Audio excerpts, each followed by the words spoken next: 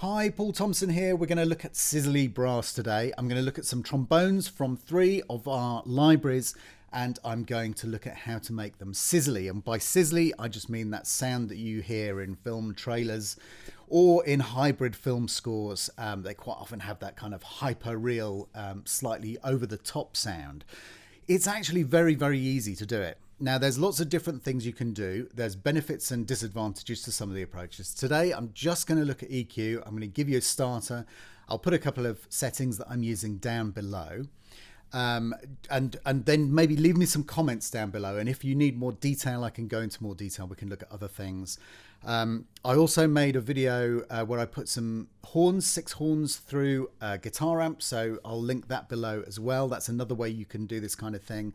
I'm really just going to look at the very specific sound, though, of that kind of really sizzly brass sound. Now, I have an example here, which is 6 trombones from a well-known sizzly brass library, not one that we make at Spitfire, but one from some of our other friends in the development community. Have a listen to this. This is the example.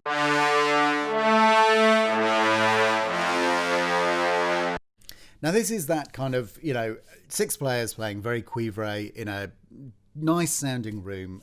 This is the sound that we're going to kind of go for, and maybe go a little bit over as well. We're going to start with Spitfire Symphonic Brass. Now, I've loaded up 2 patches here. I've got the normal long patch, which we'll start with, but there's also the cuivre patch. For anybody who doesn't know what cuivre means, it simply means brassy. It's just a different embouchure, and you can use that to get a really aggressive brassy sound in. Now, just comparing those two without anything. So I've stuck up the close, the tree, the outriggers are the sides extension of the tree, and then the ambient mics, which matches the mix that I used on the Sizzle example. And I'm going to play you first of all, just the normal trombones as 6. So this is in the hall, obviously at Air Lyndhurst. Now you can hear the decay of the hall there. So this is obviously a different kind of room. It's a much bigger room. So we probably need to work a little bit harder to get that extra sizzle than you would get in a kind of very much more compressed space. Here are the cuivres. So again, nothing on this. This is literally just the players changing their embouchures. Now you can hear there that you've got, we're kind of pretty close actually already. Okay, so you get the idea. Now, let's go back to our normal sound, because let's say that this is the maximum you've got in your library to play with. Whatever brass library you've got, these techniques work for any brass library. So you can apply this to anything. You absolutely already have this sound in your arsenal. You don't need to keep buying more and more brass libraries to try and find the sizzly brass sound, because you can make it very, very easily. So here's what we're going to do. First up, we're going to load up an EQ plugin. Now I'm using a couple of different ones, including the Logic default. So I'm not saying you have to buy some UAD plugins or anything like that, but here first up, just to show you some different tools and different ways of using it. I've got the EQ here. Now I've switched it on. There's nothing happening in the sound until I push this little button here. I'll put this preset below, but you can see what I'm doing here. So the inner ring is the amount, and the outer ring is the actual frequency. So you can see that I've just pushed up a few of the key frequencies that are going to make this sound have those extra harmonics and have that extra punch in those ranges. You can see it slightly more easily when I use the Logic EQ in a moment. So here's our normal trombone sound. Pop the EQ on.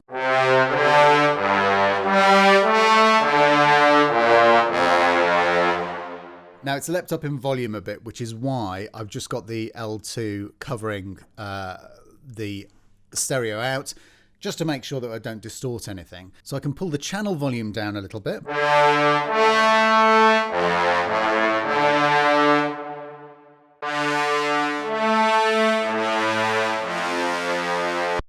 Okay, so that does sound a little bit thinner. Now that's the effect that we're going to get by having that different embouchure as well. So what I haven't done here is I haven't taken out some of the low end, which when the players use that the embouchure, the different embouchure, you lose some of the low end. I'll show you that. It's very, very clear to hear it on the studio brass. I'll show you that in a second. I haven't done that here. I've left some of that low end in because I kind of prefer that, but you could easily take that out. And if we went to our cuivre sound here, and then I'll turn the EQ off for a second, and then we pop the EQ back on,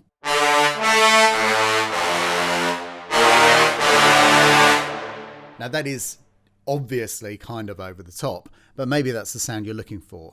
Now the other thing you can obviously do is chuck a load of extra reverb on it to really give it some kind of drowniness. So let's go for a nice hall. A bright hall I think is going to be quite a nice combo. So just to kind of A/B that, let's just take the EQ off for a second. Let's set our dry wet mix. And that sounds about right. Let's pop the EQ back on.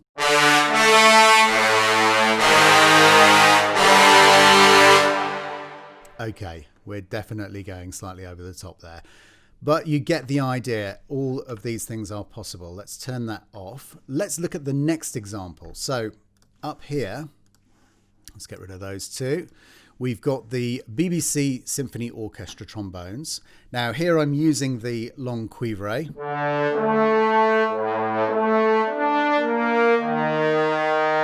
Now you can hear that that is cuivre compared to their performance of long.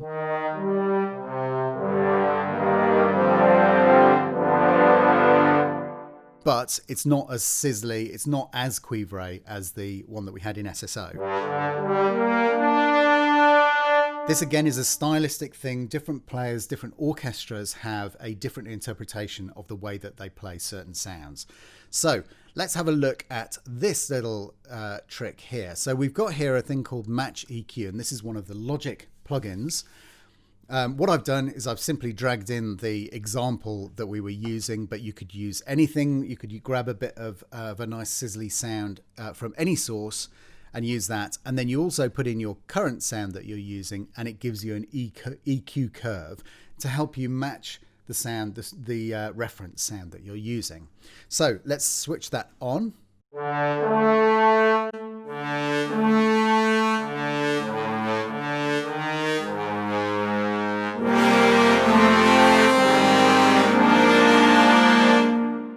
So you can hear it has a different kind of sound quality. It's really given us that punch.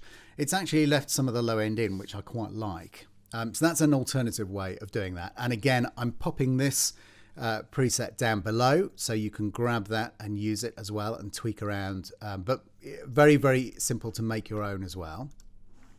Let's look at the third and final example. So let's put that away. Contact up again, and we are looking at the Spitfire Studio Brass Professional. Now here I've got a channel EQ. Let me just turn that off, but I'll leave it there so you can see what I'm doing. Now here we've added a little bit of the onboard reverb just to get kind of closer to the sound of our reference. I'll just play the reference again to remind you.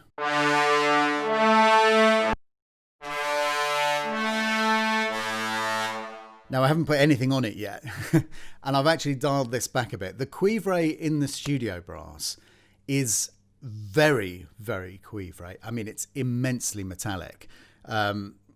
It's kind of almost there at the sizzle sound. But let me go through the dynamics. I'll just do that from here. Let me show you where we go from if we go from just below that.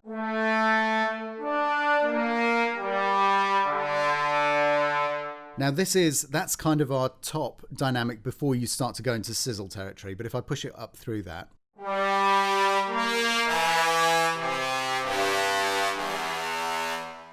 Really very, very tight.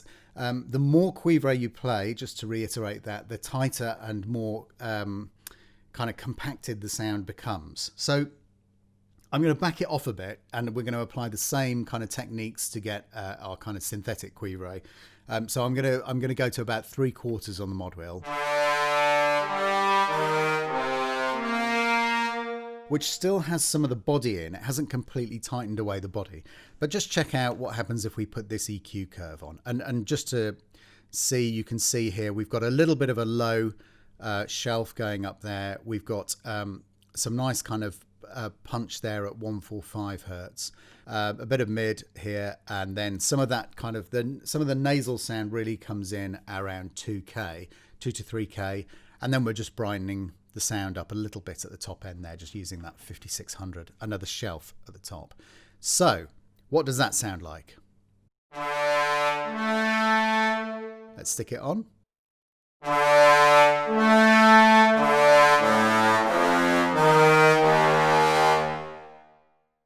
Now, as you can hear, I've also added in back a little bit of the body that starts to get removed when the players are playing Cuivre, and I'll leave that one below. Now, we couldn't do this without having a look at Abbey Road One, of course. So what I'm going to do is I'm going to drag one of each of these versions in. We'll switch them all off for now. Let's have a listen to, first of all, to just what the brass sounds like on its own.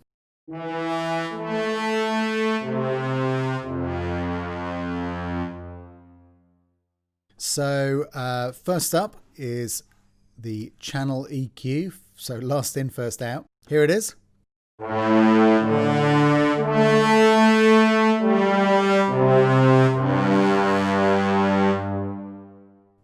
Now, obviously, you tweak this for this specific sound. So if I just go in and have a little mess around.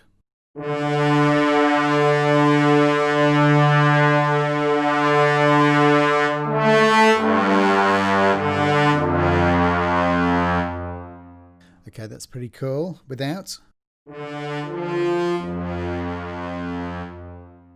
With.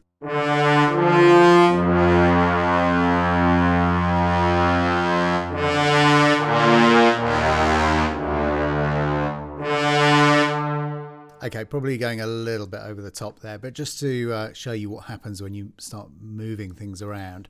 Let's have a quick listen to what the match EQ is doing to it. And don't forget, we've got a different source now. But let's see what this exact setting does.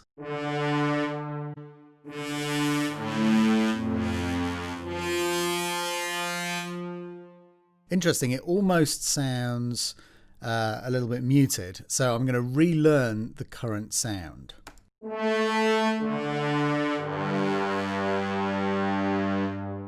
We've still got our reference sound in there, and let's see what happens.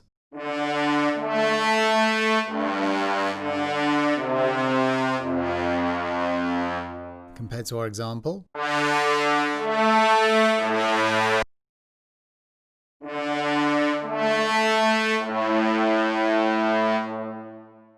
Could probably turn that up a little bit to match the level. That's got that pretty close. That's kind of interesting. So let's turn that off and let's go next up to our Neve and see where we're at with this. So just going back to our original sound. And with the Neve setting that we came up earlier with on the SSB. A little bit loud now, so let's just pull that back down.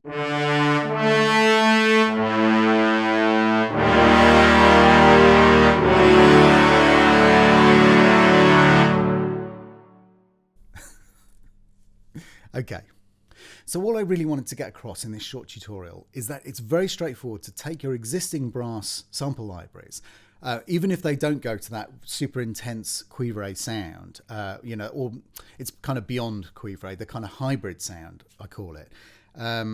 You can still make that sound. The wonderful thing about brass instruments is that they're so complex in their harmonic makeup that you can pick out all of those areas that you need to get this sizzly sound, just with very, very simple EQs. I mean, as you can hear, we're doing it with the Logic channel EQ. It's incredibly simple. You don't need to spend money on expensive EQs and all that kind of stuff. And then it's really just about kind of listening to the sound that you're trying to emulate and getting as close as you can by ear. So I hope this has been helpful. I'm really happy to kind of go into more detail or do different instruments as well, or any other aspect of production. Just leave comments below, leave me some ideas, tell me what you want to see, and I will endeavour to do my best. But thank you very much for watching. Look forward to seeing you on the next one.